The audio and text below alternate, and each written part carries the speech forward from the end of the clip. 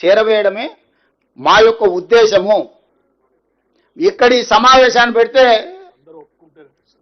ఒక మాజీ మంత్రి గారు ఫోన్ చేసి మా శ్రీధర్ బాబు గారికి అట్లెట్లా మీరు అక్కడ పెట్టుకుంటారు, మీరు పెట్టుకోవడానికి లేదు కదా అంటాడండి. ఇది ప్రజాభవన్. ఇక్కడ ప్రజలు వచ్చి రెగ్యులర్గా రిప్రజెంటేషన్స్ ఇస్తారు. ప్రజా సమస్యలకు పరిష్కారం కోసమే ఇది కట్టింది. ఇది ఘడి కాదు, కొద్ది మందికి పరిమితమైన వేదిక కాదు. ప్రజలు ఎవరైనా బాజాప్తా రావచ్చు, చెప్పుకోవచ్చు, ధర్మగంట కొట్టవచ్చు. ఇక్కడ ధర్మగంట కొడితే ప్రభుత్వం పలుకుతుంది, వాటిని పరిష్కరిస్తుందని. ధర్మగంట కొట్టడానికి రాజులు ఉన్నప్పుడు, రాజ్యాలు ఉన్నప్పుడు కూడా ధర్మగంట ఉండేది. పౌరులు వచ్చి ఆ గంట కొడితే ఏంది నీ సమస్య అని వినడానికి వేదిక ఉండేది. రాజరికంలో కూడా ధర్మగంట ఉండేది.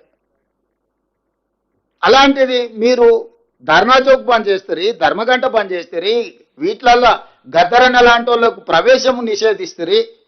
వీటన్నిటిని బార్లా తెరిచి ప్రజలందరూ మేము ఆహ్వానించి ప్రభుత్వం అధికారికంగా ఇంతమంది ప్రజాప్రతినిధులను అధికారులను పిలిచి సమావేశాన్ని ఏర్పాటు చేసుకుంటే హరీష్ రావు గారికి అభ్యంతరం. హరీష్ రావు గారు ఫోన్ చేసి మా శ్రీధర్ బాబు గారిని బెదిరిస్తున్నాడు, అట్లెట్లా పెట్టుకుంటారు మీరని. ఏంది పద్ధతి? ఇప్పుడు ఏదైనా వాస్తవాలను వివరించడానికే ప్రజా వేదికలను మేము వాడుకుంటున్నాము. మేము వ్యక్తిగత ప్రయోజనాల కోసం దేన్ని వాడుకోవడం లేదు. ఇవాళ మీకు అన్ని కూడా వాస్తవాల ప్రాతిపదికన ఒక క్రొనాలజీ ప్రకారం మంత్రి గారు వివరించారు.